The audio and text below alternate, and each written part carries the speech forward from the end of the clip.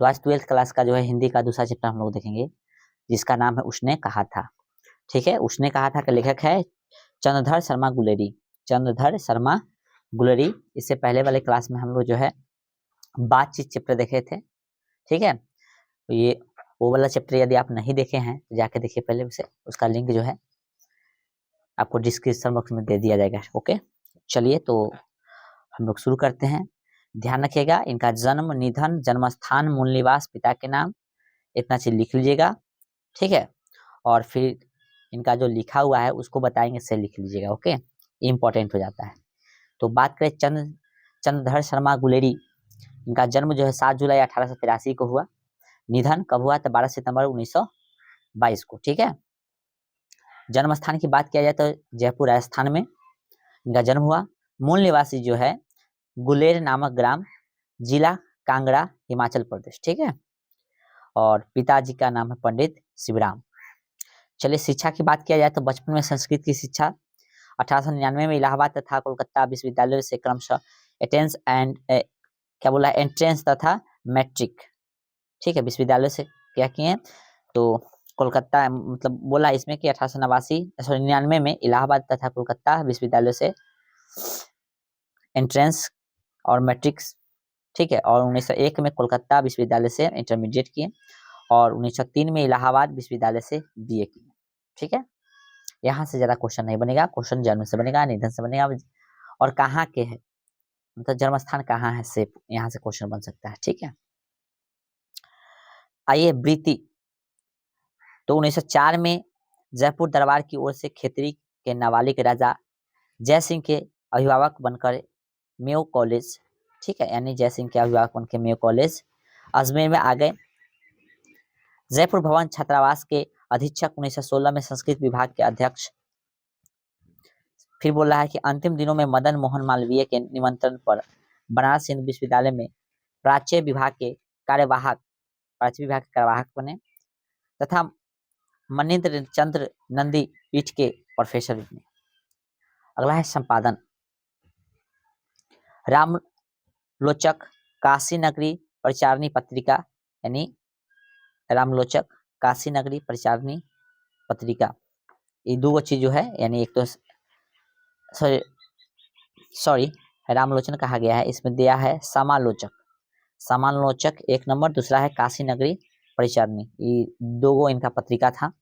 रचनाएं की बात करें तो कहानी में सुखमय जीवन 1911 में आया, बुद्धू का कांटा 1911 में ही, और उसने कहा था जो अभी हम लोग पढ़े 1915 में। प्राच्य विद्या, इतिहास, पुरातत्व, भाषा विज्ञान और समसामयिक विषयों पर निबंध लेखन भी इनका आया। कछुआ धर्म मारेसी, कछुआ धर्म, फिर अगला दिले है मारेसी मोही कुठाव, पुरानी हिंदी, भारतवर्ष, टिंगल, संस्कृति की टिपरारी, देवानाम प्रिय आदि प्रमुख निबंध इनका जो है लिखा हुआ है। इनके अतिरिक्त अनुवादों की बाढ़, खोज की खाज, ये सब जो है अनुवादों की बाढ़, खोज की खाज, क्रियाहीन हिंदी, वैदिक भाषा में प्रकृति पतन आदि टिप्पणियां भी प्रकाशित किए हैं। अंग्रेजी में ए पोयम बाय भास, तो अंग्रेजी में क्या लिखे हैं, a poem by Bhasa, a commentary on Vatsyayana Kamasutra, the literary criticism आदि, ये सब निबंध है। देश प्रेम को लेकर कुछ कविताएं भी लिखी हैं इन्होंने। ठीक है, तो यहाँ से जो है आपको कहानी वाला जो लिखा हुआ है, सुखमय जीवन, बुद्धू का कांटा, उसने कहा था, ठीक है, ये लिख लीजिएगा और इतना काफी है। अंग्रेजी वाला जो बताया है ए पोएम, ठीक है, ये वाला देख लीजिएगा, ये लिख लीजिएगा, बाकी छोड़ दीजिएगा। ठीक है, यहाँ से प्रश्न बनेगा। आगे देखिएगा, चंद्रधर शर्मा गुलेरी 20वीं सदी के प्रथम चरण में हिंदी गद्य साहित्य के एक प्रमुख लेखक थे।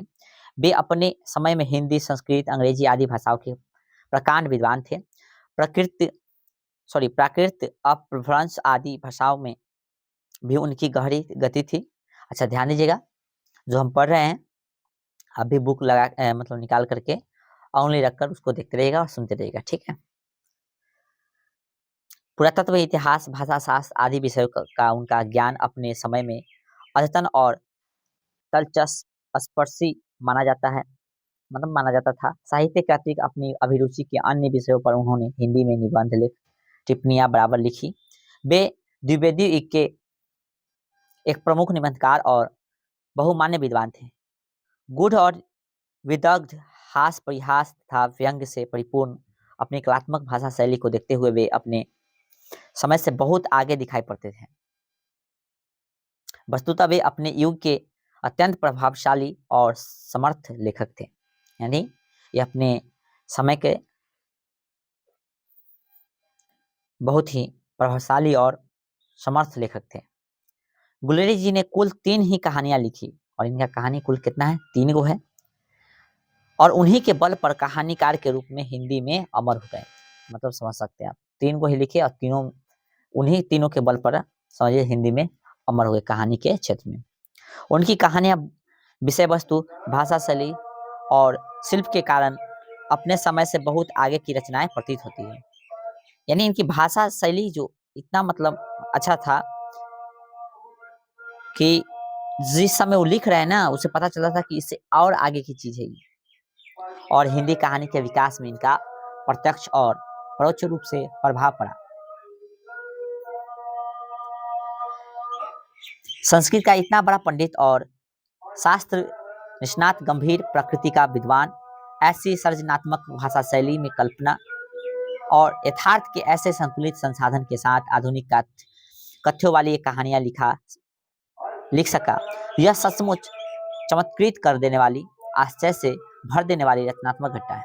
ये कहानियां अपनी भाषा शैली और शिल्प को लेकर आज भी उतनी ही तरोताजा और रचनात्मक कौतुक सरीखी प्रतीत होती है। कौतुक का अभिप्राय कतई यह नहीं है कि इनकी विषय वस्तु या कथ्य कम महत्वपूर्ण अथवा अगंभीर है। सच्चाई इसके विपरीत है। इनकी विषय वस्तु और कथ्य अधिक गंभीर, महत्वपूर्ण तथा समय से आगे के हैं। मतलब ये जो लिखते थे, ठीक है, अभी जस्ट बोले थे वही बात है कि जब लिखते थे तो लगता था कि विषय अभी का ही नहीं है बल्कि बहुत आगे का प्रतीक हो रहा है।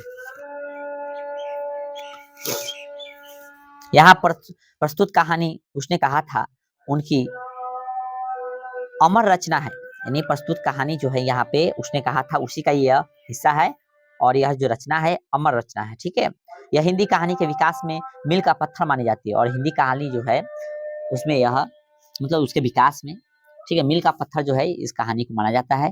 यह एक कलजयी रचना है सॉरी, यह एक कैसा है, कलजयी रचना है। प्रसिद्ध फिल्मकार बिमल राय ने इस कहानी पर फिल्म भी बनाई थी। तो ध्यान रखिएगा, यहाँ से ऑब्जेक्टिव बन सकता है कि पूछेगा आपसे किसने इस पर फिल्म बनाए थे, ध्यान रखिएगा बिमल राय ने। ठीक है, और इसके अनेक नाट्य रूपांतर हो चुके हैं। शुद्ध प्रेम की आध्यात्मिक अनुभूति और उसकी स्वाभाविक उत्सर्गमय अभिव्यक्ति इस कहानी का कथ्य है। कहानी अमृतसर के भीड़ बड़े बाजार में शुरू होती है, जहां 12 वर्ष का लड़का यानी लहना सिंह, जो 12 वर्ष का लड़का होता है उसका नाम कथी है, लहना सिंह, 8 वर्ष की एक लड़की को टांगे के नीचे आने से बचाता है। लड़का लड़की को यह पूछते हुए छेड़ता है, तेरी कुड़बाई मतलब मंगनी हो गई है। मतलब ये कहानी का थोड़ा सा अंश बता रहा है कि लड़का लड़की को यह पूछते हुए छेड़ता है कि तेरी कुड़बाई यानी मंगनी हो गई है। तो लड़की कहती है, धत कहकर भाग जाती है। मतलब लड़की धत कहकर भाग जाती है, जैसे कि आपने मतलब फिल्म में देखा भी हुआ। ठीक है, एक दिन वह धत कहकर भागने की बजाय कहती है, हाँ कल हो गई थी। और एक दिन जो है धत कहने के बजाय वह हाँ कल हो गई है ये कह देती है। और देखते नहीं यह रेशम के फूलों वाला सालू, मतलब ये कह देती कि हाँ हो गई है, कहता है ये देखते नहीं हो रेशम जैसी, मतलब जो रेशम के फूलों वाला सालू जो है, लहना सिंह हतप्रभ रह जाता है और उसको थोड़ा सा शॉर्ट लगता है समझिए तो लहना सिंह को। ठीक है, इसके बाद लहना सिंह से भेंट प्रथम विश्व युद्ध के मोर्चे पर होती है। ठीक है, उसके बाद लहना सिंह से भेंट जो है प्रथम विश्व युद्ध के मोर्चे पर होती है। वह याद करता है कि छुट्टी के बाद घर से लाम पर जाते समय वह सूबेदार हजरा सिंह के घर गया था। वहां सूबेदारनी ने उसे एकांत में बुलाकर कहा था कि मेरे पति और बेटे मतलब उनका जो बेटा था बोधा, का ख्याल रखना। यह सुविधारनी बचपन में अमृतसर में मिली, वो लड़की थी। अच्छा, और ये जो सुविधारनी थी बचपन में जो अमृतसर में मिला था वो लड़की वही थी, ठीक ना। लखना सिंह सुविधारनी के प्यार की उस किरण को दुनिया से बचाकर अपने हृदय में संजोए रहा और युद्ध में अपने प्राणों की बलि देकर भी हजारा सिंह और बोधा की रक्षा की। और मतलब इसको बचपन का समझे तो ही लगाव था इससे, तो उसको जो है अपने प्राणों मतलब समझिए तो अपने अंदर दबाए रखा और बलि देकर भी हजरा सिंह और बोधा सिंह क्या किया, रक्षा किया। कहानी की घटनाओं के स्वाभाविक नाटकीयता है जो मन पर अपने उत्कर्ष की ओर संचरण करती हुई गतिशील के कारण जबरदस्त असर डालती है। इस तरह प्रभाव विचित्र क्या लिखल है, प्रभाव विहित जो कहानी का प्राण मानी जाती है उसका अद्भुत रचाव है। वातावरण की सृष्टि करने में लेखक को अपूर्व सफलता प्राप्त हुई। आराम से ही एक कुतूहल पाठक को अपने प्रभाव में बांध लेता है और यह कहानी को उत्कर्ष बिंदु पर पहुंचाकर ही विराम लेता है, किंतु तब कहानी का प्रभाव मन में घुसता रहता है, मतलब घुसता रह जाता है। रामचंद्र शुक्ल और मतलब इस कहानी के बारे में कुछ लिखे हैं इधर, ठीक है, जैसे कि आपको पता चल गया होगा। उसने कहा था कि लेखक चंद्रधर शर्मा गुलेरी हैं। क्या कहें रामचंद्र शुक्ल जी, समझते हैं। उसने कहा था, मैं पक्के यथार्थवाद के बीच सुरुचि की चरम मर्यादा के भीतर भावुकता का चरम उत्कर्ष अत्यंत निपुणता के साथ संपुटित है। घटना इसकी ऐसी है जैसी बराबरी हुआ करती है, पर उसमें भीतर से प्रेम का एक स्वर्गीय स्वरूप झांक रहा है, केवल झांक रहा है, निर्जलता के साथ पुकार या करा नहीं रहा है। कहानी भर में कहीं प्रेमी की निर्जलता, प्रगल्भता, वेदना की विभत्स विवृत्ति नहीं है। सुरुचि के सुकुमार स्वरूप पर कहीं आघात नहीं पहुंचता। इसी घटनाएं ही बोल रही है, पात्रों के बोलने की अपेक्षा नहीं है, मतलब इसी घटना ही बोल रही है, पात्रों के बोलने की अपेक्षा नहीं की जाती है। तो आइए हम लोग शुरू करते हैं, उसने कहा था, ठीक है, ध्यान दीजिएगा, हम लोग स्टार्ट करते हैं।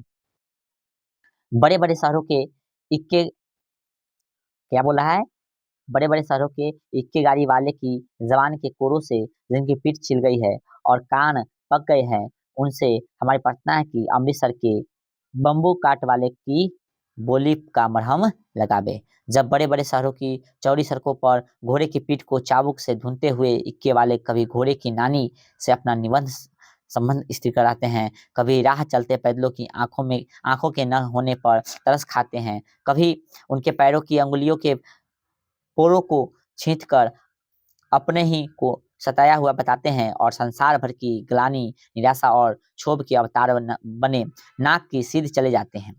तब अमृतसर में उनकी बिरादरी वाले तंग चक्र चक्रदार गलियों में हर एक लड्ढी वाले के लिए ठहरकर सब्र का समुद्र उमाड़कर बचो खालसाजी हटो, भैया जी ठहरना भाई, आने दो लाला जी, हटो बछा करते हुए सफेद फेटो खचरों और बतको गन्नों और खोमच और भोर वाले के जंगल में राह खेते हैं।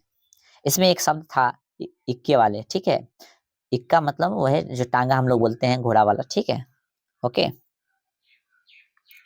क्या मजाल है कि जी और साहब बिना सुने किसी को हटना पड़े। यह बात नहीं कि उनकी जीभ चलती ही नहीं, चलती है पर मीठी छुरी की तरह महीन मार करती है। यदि कोई बुढ़िया बार बार चेतावनी देने पर भी लीक से नहीं हटती तो उनकी वचनावली के ये नमूने हैं। हट जा, क्या बोला भाई, हट जा जीने जोगिए, हट जा कर्मा वालिए, मतलब पंजाबी में बोल रहे हैं, हट जा जीने जोगिए, हट जा कर्मा वालिए, हट जा कुत्ता प्यारी, बच जा लंबी वाली। समष्टि में इसका अर्थ है कि तू जीने योग्य है, मतलब इसका अर्थ क्या है समझिए, तू जीने योग्य है, तू भाग्य वाली है, पुत्रों को प्यारी है, लंबी उम्र तेरे सामने है, तो क्यों मेरे पहियों के नीचे आना चाहती है, बच जा। ठीक है, तो ये जो मतलब नहीं हटेगा तो इस तरह से बोलेगा और इसका अर्थ इस तरह से हो गया, ठीक है। तो ऐसे बम्बुक वाले के बीच में होकर एक लड़का और एक लड़की चौक की एक दुकान पर आ मिले, मतलब ऐसे बमुक काट वाले के बीच में होते हुए एक लड़का और लड़की चौक पर आकर मिले। उसके बालों और इसके ढीले सूथने से जान पड़ता था कि दोनों सिख है। मतलब दोनों को देखने से पता चलता था कि दोनों सिख है। वह जो है अपने मामा के केस धोने के लिए दही लेने आया था और यह रसोई के लिए बढ़िया दुकानदार एक परदेशी से गूंथ रहा था जो शेर भर गीले पापड़ों की गड्डी को गिने बिना हटता न था। तेरे घर कहाँ है? मगड़े में। तो पूछा जाता है तेरे घर कहाँ है, तो मगड़े में। और तेरे माजे में यहाँ कहाँ रहती है? अतर सिंह की बैठक में वे मेरे मामा होते हैं। अच्छा, मैं भी मामा के यहाँ हूँ, उनका घर गुरु बाजार में है। इतने में दुकानदार निपटा और इनका सौदे देने लगा। सौदा लेकर दोनों साथ साथ चले। कुछ दूर जाकर लड़के ने मुस्कुराकर पूछा, तेरी कुरमाई हो गई है? मतलब लड़का और लड़की से बातचीत हो रहा था, तो लड़का ने लड़की से पूछा, तेरी कुरमाई हो गई, अर्थात सगाई हो गई है? इस पर लड़की कुछ आंखें चढ़ाकर धत कहकर दौड़ गई और लड़का मुंह देखते रह गया। मतलब आंख चढ़ाया, कहा धत तेरी के, मतलब नकता है धत, और भाग गया। ठीक है, और लड़का जो है मुंह देखता ही रह गया। दूसरे तीसरे दिन सब्जी वाले के यहाँ, दूध वाले के यहाँ अकस्मात दोनों मिल जाते हैं। मतलब मार्केट में आता था, दोनों कभी कभी मिल जाते थे। महीना भर यही हाल रहा। 2-3 बार लड़के ने फिर पूछा, तेरी कुरमाई हो गई है? और उत्तर में वही धत मिला। एक दिन जब फिर लड़के ने वैसे ही हंसी में चिढ़ाने के लिए पूछा, तब लड़की ने लड़के की संभावना के विरुद्ध बोली, हाँ हो गई है। और लड़की के मतलब लड़का बार बार यही बात बोला था, जिस कारण लड़की ने बोल दिया कि हाँ हो गई है। लड़का ने पूछा कब? तो लड़की बोलती है कल। देखते नहीं, ये रेशम से कढ़ा हुआ सालू, मतलब अपना साल बताता है रेशम वाला। ठीक है, लड़की भाग गई, मतलब ये कहा, लड़की भाग गई। लड़के ने घर की राह ली। रास्ते में एक लड़के को मोड़ी के ढकेल रास्ते में एक लड़की को मोड़ी में रास्ते में एक लड़के को मोड़ी में ढकेल दिया। एक छाबड़ी वाले के दिन भर की कमाई खोई एक कुत्ते को पत्थर मारा और एक गोभी वाले के ठेले में दूध उड़ेल दिया। सामने नहाकर आती हुई किसी वैष्णवी से टकराकर अंधे की उपाधि पाई। मतलब उसको अंधा भी कोई कह दिया, तब कहीं घर पहुंचा। मतलब लड़का वजह था। ठीक है, राम राम यह भी कोई लड़ाई है? राम राम यह भी कोई लड़ाई है? दिन रात खंदकों में बैठे हड्डियां अकड़ गई। लुधियाने से 10 गुना ज़्यादा और मेह और बर्फ ऊपर से पिंडलियों तक कीच में धंसे हुए हैं। गनीम कहीं दिखता ही नहीं। घंटे 2 घंटे में कान के पर्दे फाड़ने वाले धमाके के साथ सारी खंदल हिल जाती है और 100-100 गज धरती उछल पड़ती है। इस गैबी गोले से बचे तो कोई लड़े। नागरकोट का जलजला सुना था। यहाँ दिन में 25 जलजले होते हैं। सो कहीं खंदक से बाहर सफा या कोहनी निकल गई तो चटाक से गोली लगती है। न मालूम बेईमानी मिट्टी में लेटे हुए या घास की पत्तियों में छिपे रहते हैं। लहना सिंह और 3 दिन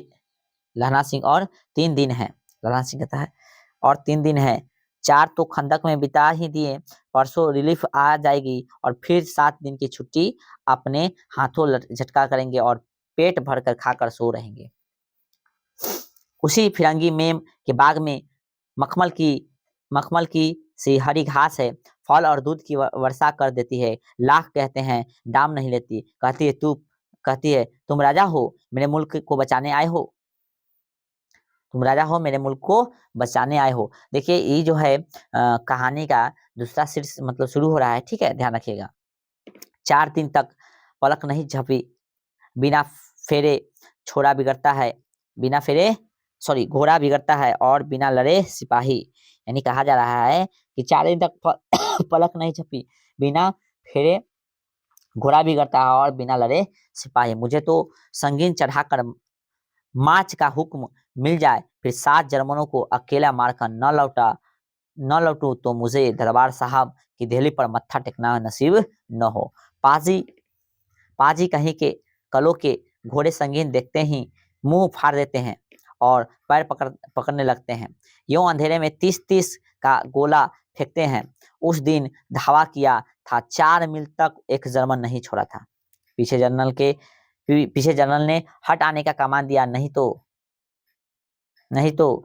तो सीधे बर्लिन पहुंच जाते। क्यों?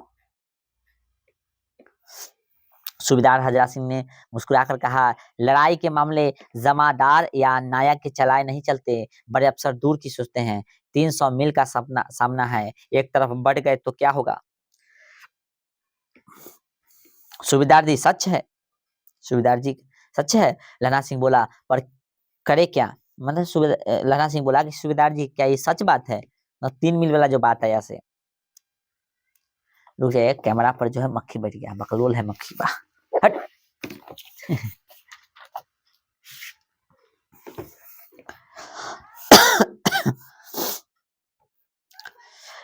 सूबेदार जी सच है, ये बात जो है लहना सिंह बोला, पर करे क्या?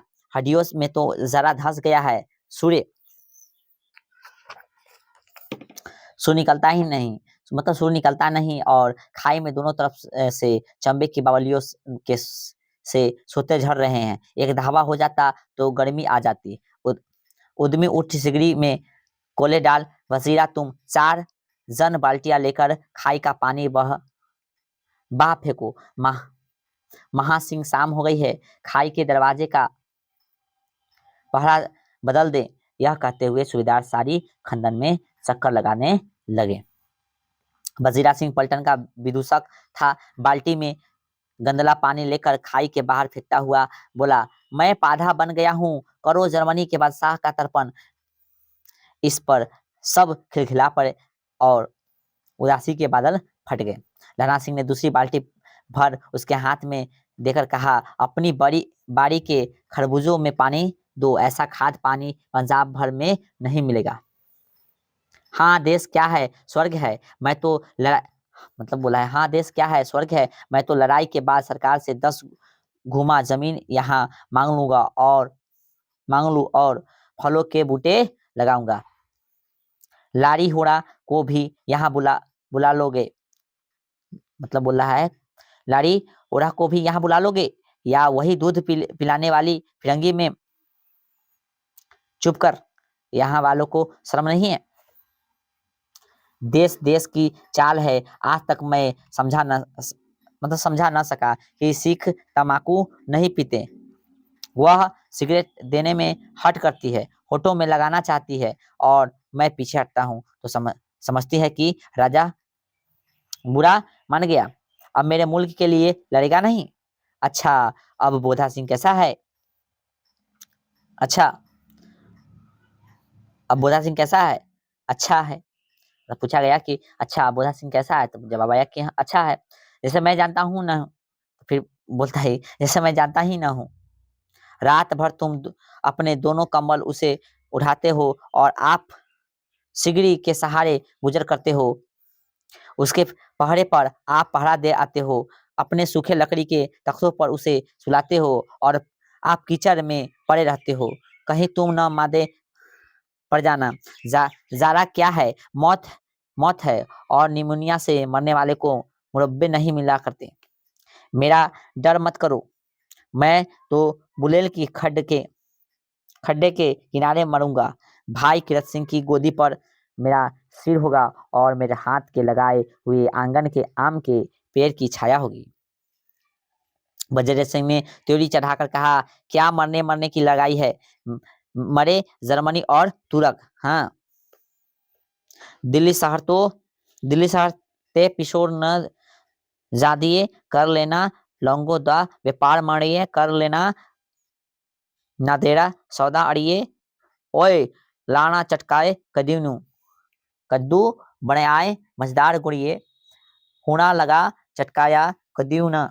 मतलब ये पंजाबी भाषा में दे रहे, क्या अर्थ है इसका देखिए नीचे दे रहे हैं, ठीक है।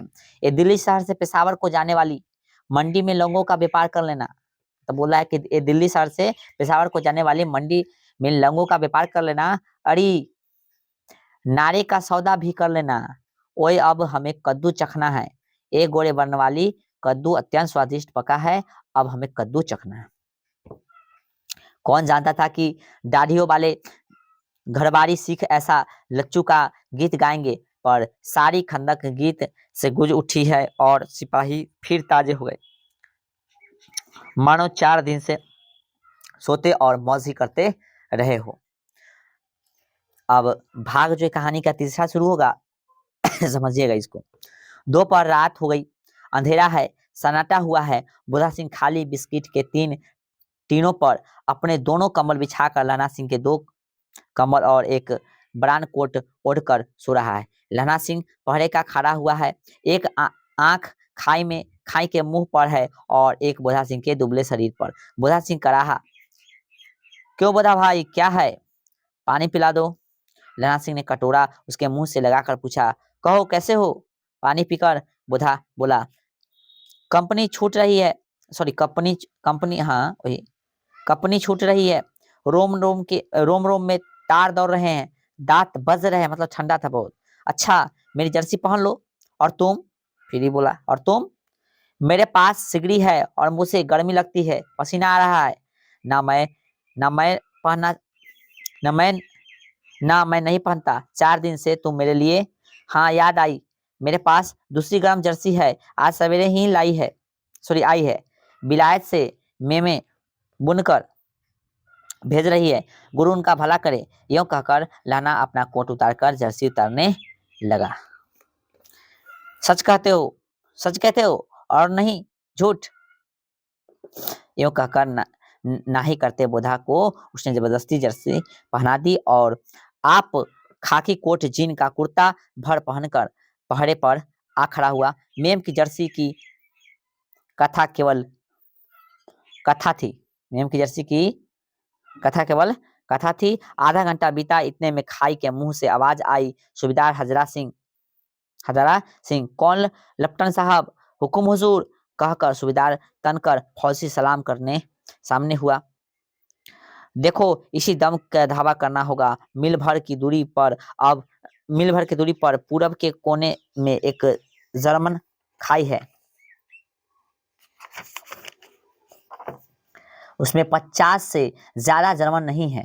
इन फेरों के नीचे नीचे 2 खेत काट का रास्ता है, 3-4 घुमाव है, जहां मोड़ है वहां 15 जवान खड़े कर आया हूं। तुम यहाँ 10 आदमी छोड़कर सबको साथ ले उनसे जा मिलो, खंदकर छीनकर वही, जब तक दूसरा हुक्म न मिले डटे रहो। हम यहाँ रहेगा, जो हुक्म। चुपचाप सब तैयार हो गए। बोधा भी कंबल उतारकर चलने लगा। तब लहना सिंह ने उसे रोका। लहना सिंह आगे हुआ तो बोधा के बाप सूबेदार ने उंगली से बोधा की ओर इशारा किया। लहना सिंह समझकर चुप हो गया। पीछे 10 आदमी कौन रहे, इस पर बड़ी हुज्जत हुई। कोई रहना ना चाहता था।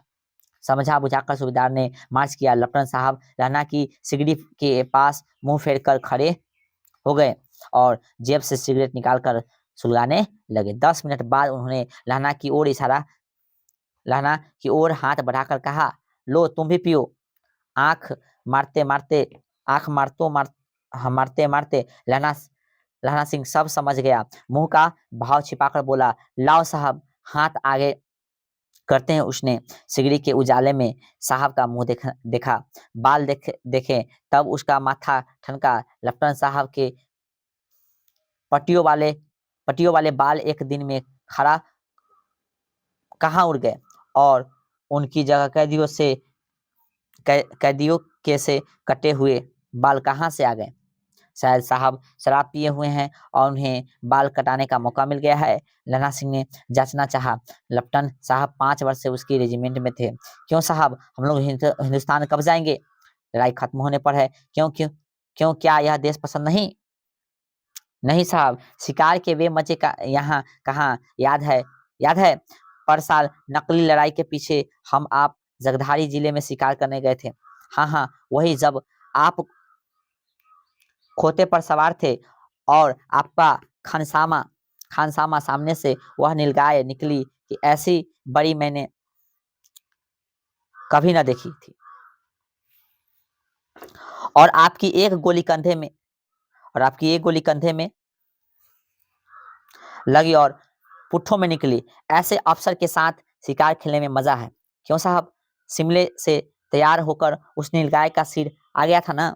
आपने कहा था कि रेजिमेंट की मैस में लगाएंगे। हाँ पर मैंने वह विलायत भेज दिया। ऐसे बड़े बड़े सिंह 2-2 फुट के तो होंगे। हाँ लहना सिंह, 2 फुट 4 इंच के तो थे। तुमने सिगरेट नहीं पिया? तुमने सिगरेट नहीं पिया? पीता हूँ साहब, दिया सलाई ले आता हूँ, कहकर लहना सिंह खंदक में घुसा। अब उसे संदेह नहीं रहा था और उसने झटपट निश्चय कर लिया कि क्या करना चाहिए। अंधेरे में किसी सोने वाले से वह टकराया। कौन पूछा? कौन? जब कौन पूछा था जवाब आया वजीरा सिंह। कौन? वजीरा सिंह। हाँ क्यों लहना, क्या कयामत आ गई? जरा तो आंख लगने दी होती। होश में आओ। अब जो है कहानी का चौथा से जो है भाग शुरू हो रहा है। होश में आओ, कयामत आई है और लपटन साहब की वर्दी पहनकर आई है। क्या? लपटन साहब या तो मारे गए हैं या कैद हो गए हैं। उनकी वर्दी पहनकर या कोई जर्मन आया है। सुबेदार ने इसका मुंह नहीं देखा, मैंने देखा और बातें की है। सोहरा साफ उर्दू बोलता है पर किताबी उर्दू, और मुझे पीने को सिगरेट दिया। पर किताबी उर्दू में कह रहा है कि जो आया है साफ उर्दू बोलता है बट किताबी उर्दू है, और साथ में पीने के लिए मुझे सिगरेट भी दिया। तो अब मारे गए। धोखा है। सूबेदार किचन में चक्कर काटते फिरेंगे और यहाँ खाई पर ढाबा होगा। उधर उन पर बोले में सॉरी उधर उन पर खुले में धावा होगा। उठो, एक काम करो, पलटन के पैरों के निशान देखते देखते दौड़ जाओ, अभी बहुत दूर न गए होंगे। सूबेदार से कहो कि एकदम लौट आए। खंदक की बात झूठ है, चलो जाओ, खंदक के पीछे से निकल जाओ, पत्ता तक न खड़के, देर मत करो।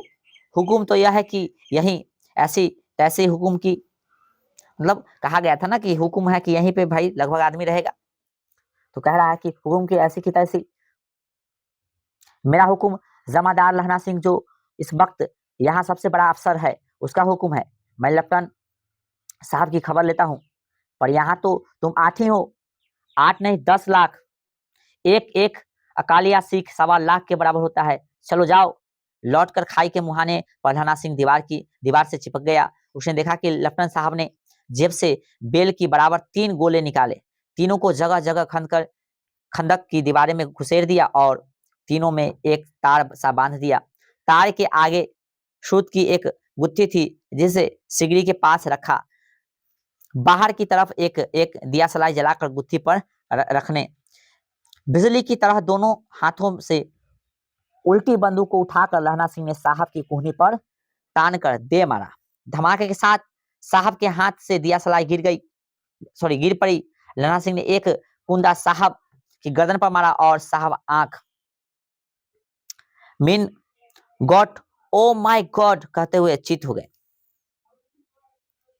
लहना सिंह ने 3 गोले बीन कर खंदक के बाहर फेंके और साहब को घसीट कर सिगड़ी के पास लेटाया।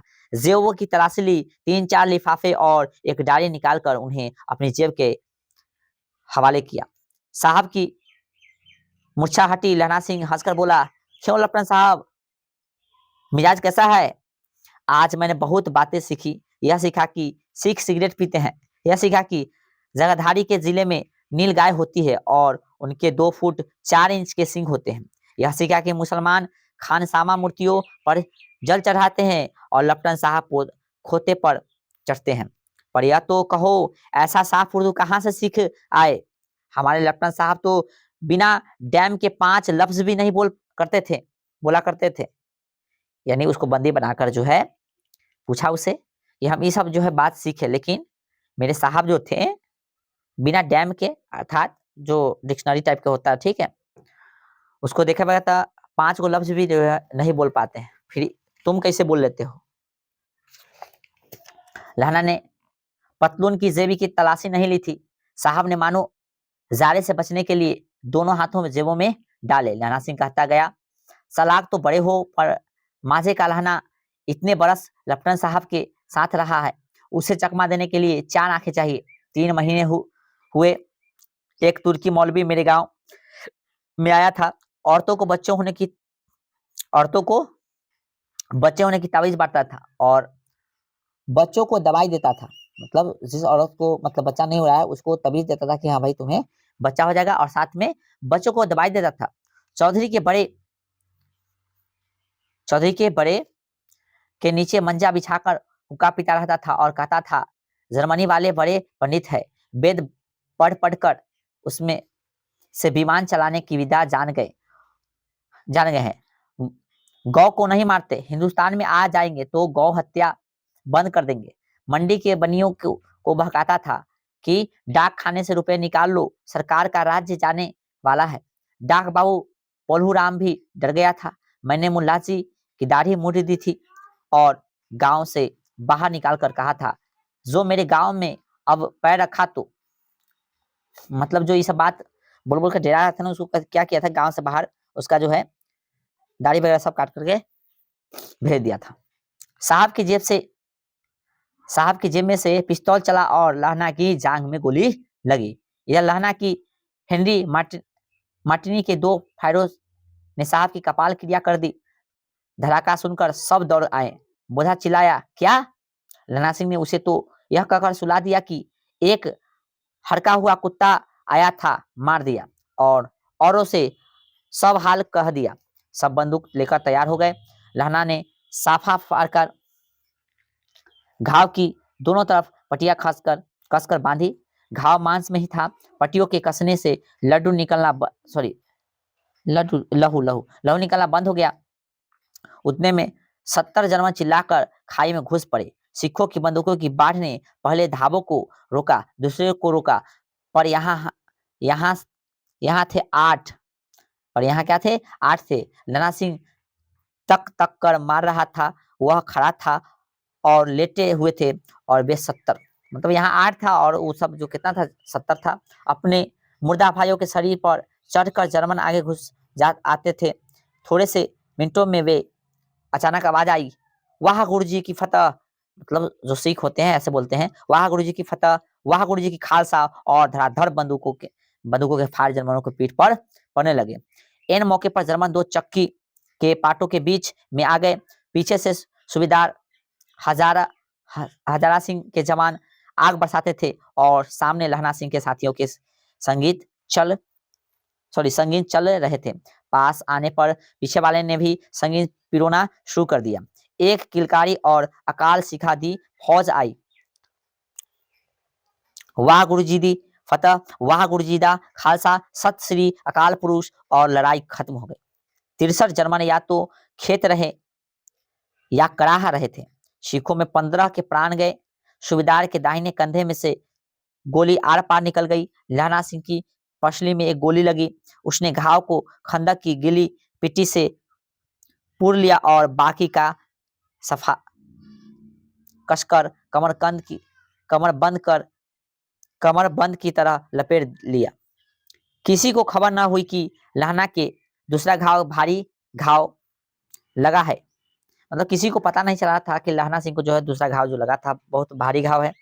लड़ाई के समय चांद निकल आया था, ऐसा चांद जिसके प्रकाश से संस्कृत कवियों का दिया हुआ छाई नाम सार्थक होता है। और वहां ऐसी चल रही थी कि जैसी कि बाणभट्ट की भाषा में दंत विनोपदेशाचार्य कहलाती थी। वजीरा सिंह कह रहा था कि कैसे मन भर फ्रांस की भूमि मेरे बेटों से चिपक रही थी। जब मैं दौड़ा सूबेदार के पीछे गया था, सूबेदार लहना सिंह से जरा हाल सुन और कागजात पाकर उसकी तुरंत बुद्धि को सराह रहे थे और कह रहे थे कि तू न होता तो आज सब मारे जाते।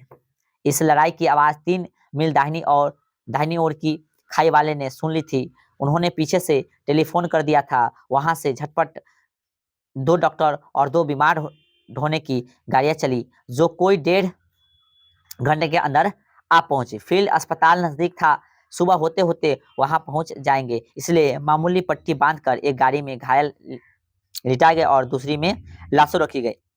सूबेदार ने लहना सिंह की जांघ में पट्टी बंधवानी चाहिए, पर उसने यह कहकर टाल दिया कि थोड़ा घाव है, सवेरे देखा जाएगा। बोधा सिंह जोर में बर्रा रहा था, जोर अर्थात बुखार, पर उसने यह कहकर टाल दिया कि थोड़ा घाव है। सॉरी, वही लाइन पर लेकर, हाँ। बोधा सिंह जोर में बर्रा रहा था, वह गाड़ी में लिटाया गया। लहना को छोड़कर सूबेदार जाते नहीं थे। यह देख लहना ने कहा, तुम्हें बोधा की कसम है और सूबेदारनी की सौगंध, जो इस गाड़ी में न चले जाओ। और तुम?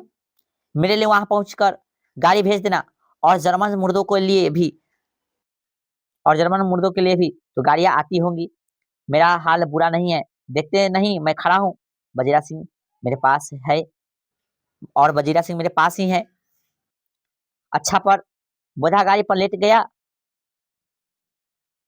भला आप भी चढ़ ज- जाओ। सुनिए, सुनिए तो सुबेदारनी, होड़ा को चिट्ठी लिखो तो मेरा मत्था टेकना लिख देना, और जब घर जाओ तो कह देना कि मुझसे जो उन्होंने कहा था वह मैंने कर दिया। गाड़ियां चल पड़ी थी। सूबेदार ने चढ़ते चढ़ते लहना का हाथ पकड़कर कहा, तूने मेरे और बोधा के प्राण बचाए हैं, लिखना कैसा है, लिखना कैसा, साथ ही घर चलेंगे। अपने सूबेदारनी को तू ही कह देना उसने क्या कहा था। याद है ना सूबेदारनी कौन था? सूबेदारनी जिसको बचपन में इससे लगाव था, किसको? लहना सिंह से। अब आप गाड़ी पर चल जाओ, मैंने जो कहा है वह लिख देना और कह भी देना। गाड़ी के जाते ही लहना लेट गया। वजीरा पानी पिला दे और मेरा कमर कमर बंद खोल दे, तर हो गए, तर हो रहा है, तर अर्थात दर्द हो रहा है। मृत्यु के कुछ अब जो है भाग जो है पचमा शुरू होगा। मृत्यु के कुछ समय पहले स्मृति बहुत साफ हो जाती है, जन्म भर की घटना एक एक करके सामने आती है, सारे दृश्यों के रंग साफ होते हैं। यानी कह रहा है कहानी कि जब लोग मरते हैं तो उस समय जो पूरा कहानी जो है, मतलब मृत्यु से कुछ पहले पूरा कहानी, मतलब जन्म से अभी तक जो भी होता है सब मतलब फटाफट नजर के सामने से बढ़ते रहता है, मतलब जाते रहता है। तो ही बोला है सारे दृश्यों के रंग साफ होते हैं, सांप की धुंध बिल्कुल ऊन पर से हट जाती है। लहरा सिंह 12 वर्ष का है, अमृतसर में मामा के यहाँ आया हुआ है। दही वाले के यहाँ, मतलब कहानियां फिर से शुरू कर रहा है। सब्जी वाले के यहाँ हर कहीं उसे 8 वर्ष की लड़की मिल जाती है। जब वह पूछता है तेरी कुर्बाई हो गई है, तब वो धत कहकर भाग जाती है। एक दिन उसने वैसे ही पूछा तो कहा, हाँ कल हो गई है, देखते नहीं यह रेशम के फूल वाला सालू। सुनते ही लहना सिंह को दुख हुआ, क्रोध हुआ। क्या? क्यों हुआ? क्यों हुआ? वजीरा सिंह पानी पिला दे। 25 वर्ष बीत गए। अब लहना सिंह ने 77 राइफल्स में जमादार हो गया। इस उस 8 वर्ष की कन्या का ध्यान ही न रहा, न मालूम वह कभी मिली थी या नहीं। 7 दिन की छुट्टी लेकर जमीन के मुकदमे की पैरवी करने वह अपने घर गया। वह रेजिमेंट के अफसर की चिट्ठी मिली कि फौज लाम पड़ जाती है, फौरन चले जाओ, फौरन चले आओ। मतलब ये जब घर जाता है तब फिर उसको भेंट होता है, लेकिन ये जो है फिर अब चिट्ठी मिल गया कि भाई अब जा रहा है फौज सब, ठीक है, लड़ाई के लिए आ जाइए अब, तो फौरन चले आओ। साथ ही सूबेदार हजीरा सिंह की चिट्ठी मिली कि मैं और बोधा सिंह भी लाम पर जाते हैं, लौटते समय हमारे घर होते आना, साथ चलेंगे। सूबेदार का गांव रास्ते में पड़ता था और सूबेदार उसे बहुत चाहता था। लहरा सिंह सूबेदार के यहाँ पहुंचा। जब चलने लगे तो अब सूबेदार बेड़े से निकल कर आया, बोला लहना सूबेदारनी तुमको जानती है, बुलाती है, जा मिला। वही सूबेदारनी मतलब लहरा सिंह गया। सूबेदारनी कौन थी जानवे करते हैं, जो बचपन के जिससे लगा था वही था। तो सूबेदार जी कह रहे थे कि जाओ सूबेदारनी तुमको जानती है, जाओ उससे भेंट करके अब जा मिला।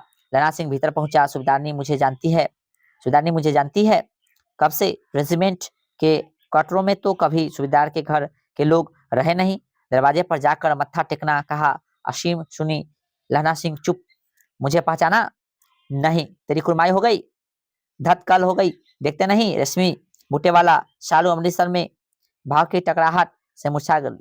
मतलब ये सब बात जो है जब वो बोला तो उसको समझ में आ गया, अरे भाई तो वही आदमी है। करवट बदली, पसली का घाव हुआ, घाव बह निकला। वजीरा पानी पिला दे, उसने कहा था। स्वप्न चल रहा है, सुबेदारनी कह रही है, मैंने तेरे को आते ही पहचान लिया। एक काम कहती हूँ, मेरे तो भाग फूट गए। सरकार ने बहादुरी का खिताब दिया है, लायलपुर में जमीन दी है। आज नमक हलाली का मौका आया है, पर सरकार ने हम तिमिया की घगरिया पलटन क्यों न बना दी, जो मैं भी सूबेदार जी के साथ चली जाती। एक बेटा है, फौज में भर्ती हुए उसे 1 वर्ष ही हुआ है। उसके याद है, उसके पीछे चार और हुए पर एक भी नहीं जिया। सूबेदारनी रोने लगी। अब दोनों जाते हैं, मेरे भाग तुम्हें याद है? सॉरी रुक जाइएगा। मेरे भाग तुम्हें हाँ याद है, एक दिन टांगे वाले का घोड़ा दही वाले की दुकान के पास बिगड़ गया था। तुमने उस दिन मेरे प्राण बचाए थे। आप घोड़े की लातों में चले गए थे और मुझे उठाकर दुकान के तख्ते पर खड़ा कर दिया था। ऐसे ही इन दोनों का बचाना यह मेरी इच्छा है। तुम्हारे आगे मैं आंचल पसारती हूँ। रोती रोती सुबेदारनी ओवर में चली गई। लहना भी आंसू पोंछता हुआ बाहर आया। वजीरा पानी पिला, उसने कहा था। मतलब ये कहानी जो है